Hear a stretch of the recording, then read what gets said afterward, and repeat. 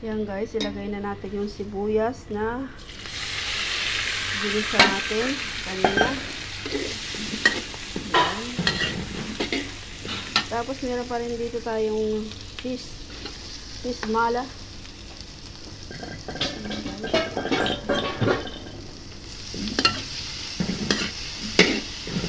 Alam niyo ba kung anong aking lulutuin mga kalalads? Ito yung ating pinakuloang dahon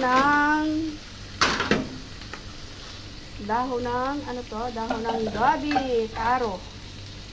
Ayan, pinakuloan ko na yan guys. Yan. Tapos, ilalagay ko na dito siya.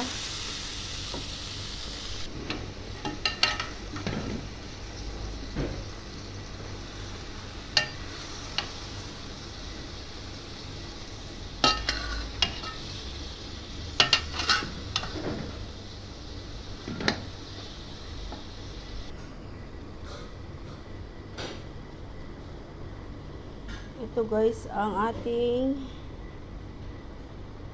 coconut cream.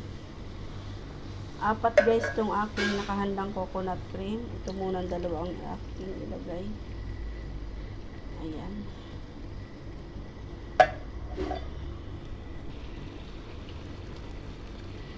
Hindi yan guys hahaluin kasi hanggang sa malapot na.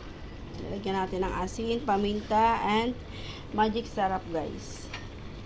So, wait lang natin siya na maiga-iga. Tapos, ilagay uli yung dalawang